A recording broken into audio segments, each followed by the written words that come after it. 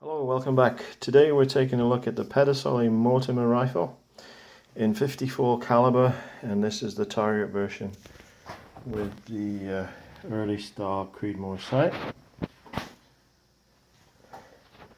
Okay, first things first. Ramrod all the way in, the gun is safe. Okay, so the very first modification is the front sight. So what we've got here is a Pedersoli windage adjustable sight with a spirit level on it.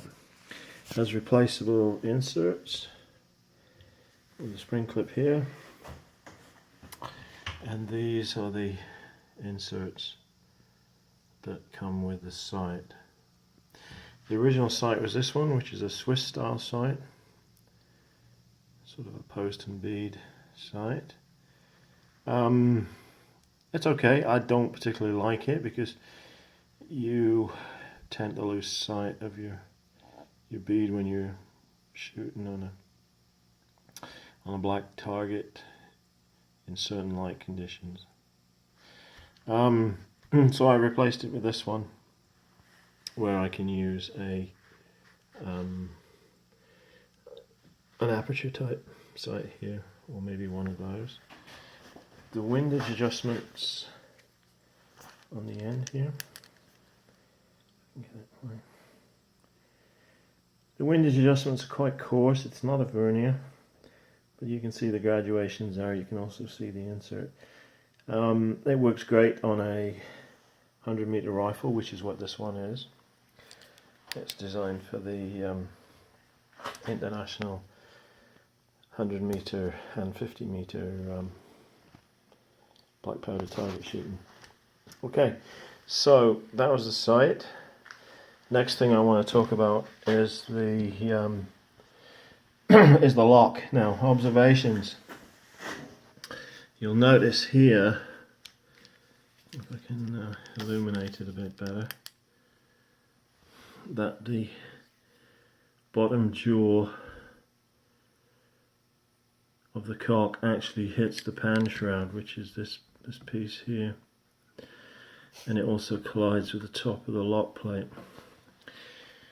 Now, most locks are like this one, where they have a stop on the cock which engages with a flat wide part of the lock plate, and what that prevents is the cock from crashing into the frizzen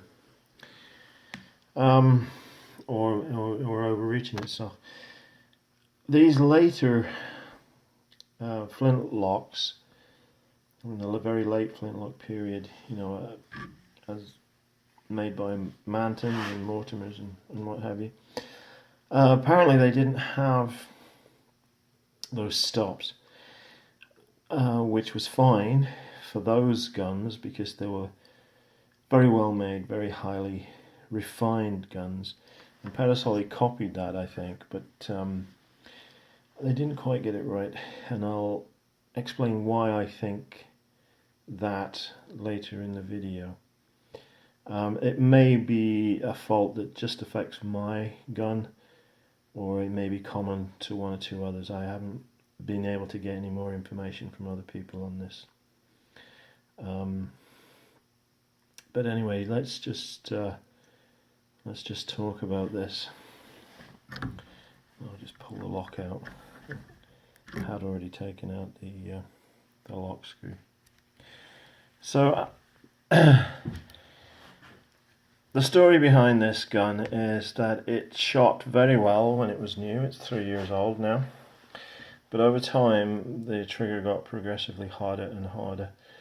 And I looked at several things. I looked at the sear spring to see if that was too heavy, but I don't think it was. And eventually I stripped the lock down, and I found some faults. Now then, here we have the tumbler, and here we have the bridle, and they fit in that sort of a position. Excuse me, fumbling around the camera.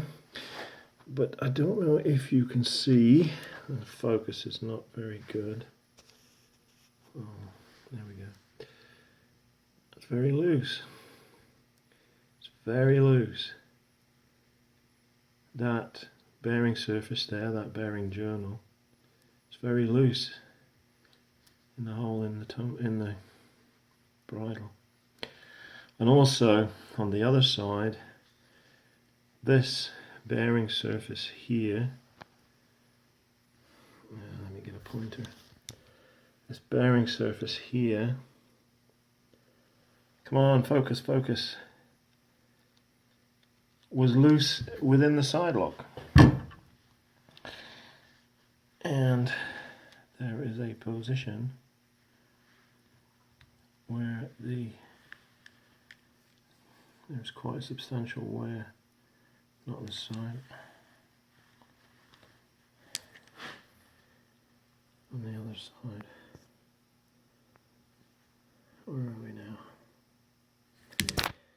I'll have to try to show you this. I can't quite see it.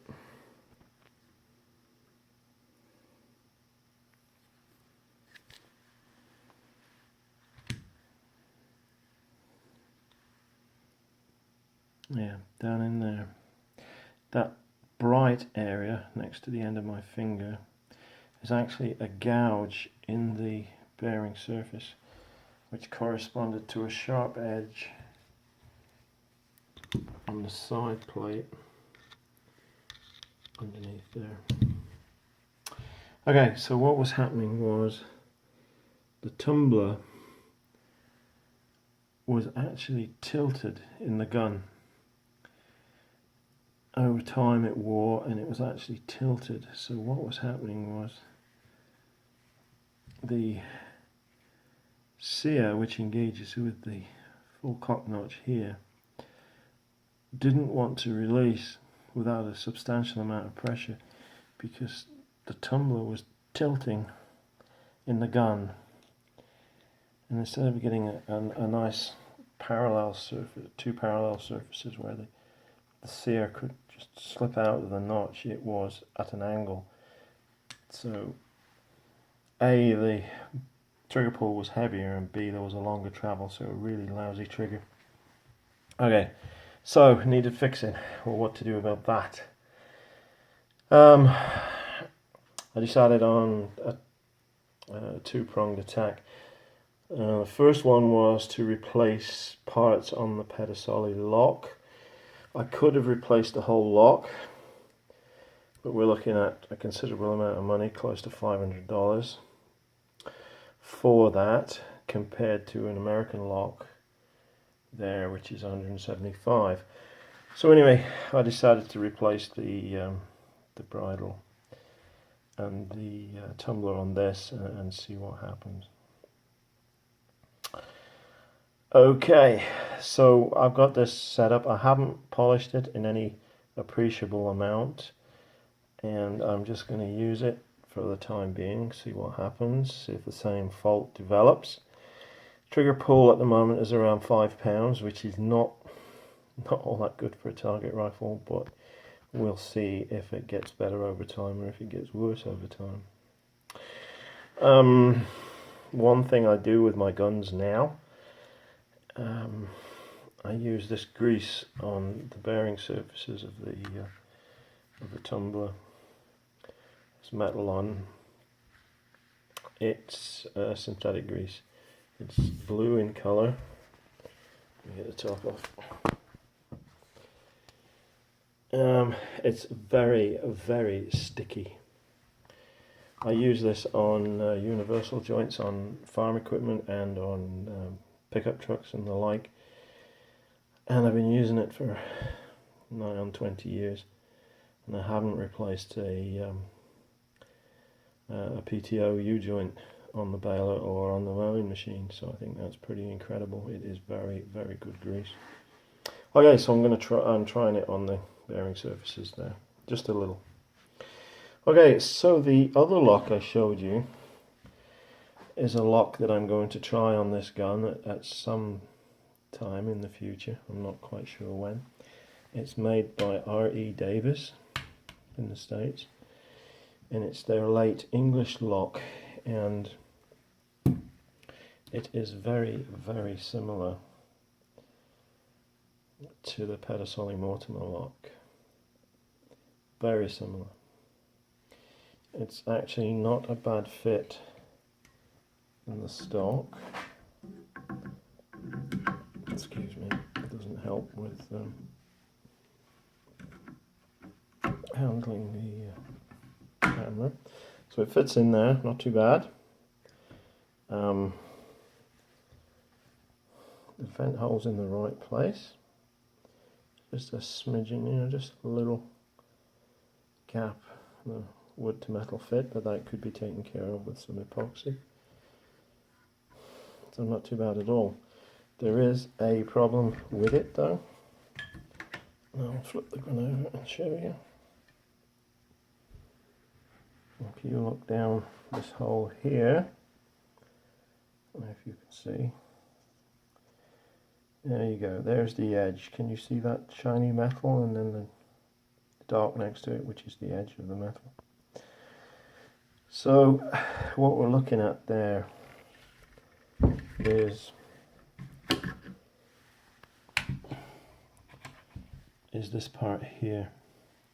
So I'm not going to be able to drill and tap it in the original position because the screw, the lock screw, would be off the edge like that.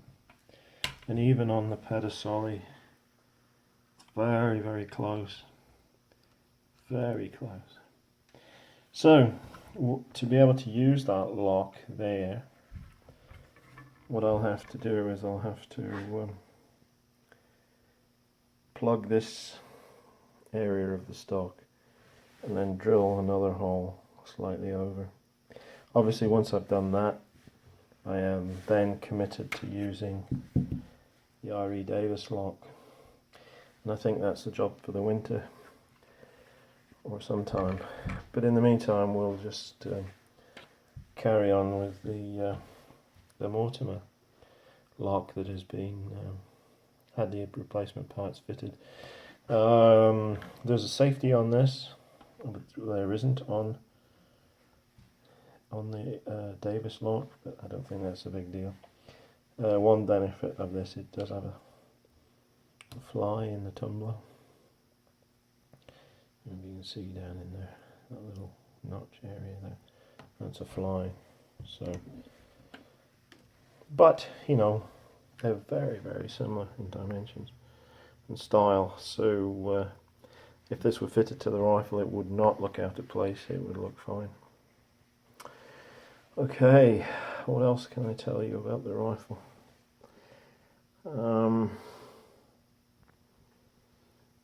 Oh, another reason for putting this foresight on was so that I could slide it over, obviously, windage adjustments. Because this rear sight, as you can see, is not exactly in the middle of the rifle. If you follow the tang down, you will see that the sight is slightly offset. Now that's not a big deal really, because you can adjust the windage to bring it over, but there's only a limited amount of windage there, and if you can see there's only a limited amount of windage, and you end up with the aperture way over to one side, which gives you very little adjustment left.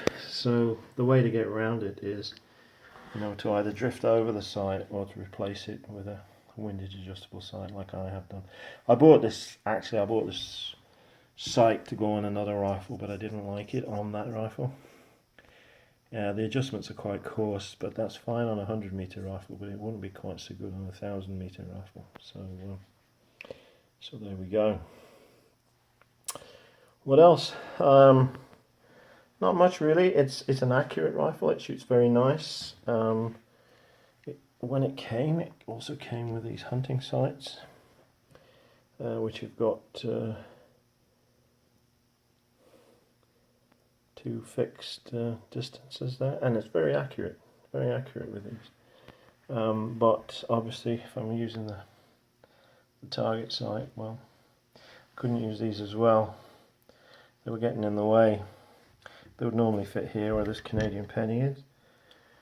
That's not legal tender, by the way. They've been taken out of circulation, so I'm not robbing the Queen of any revenue.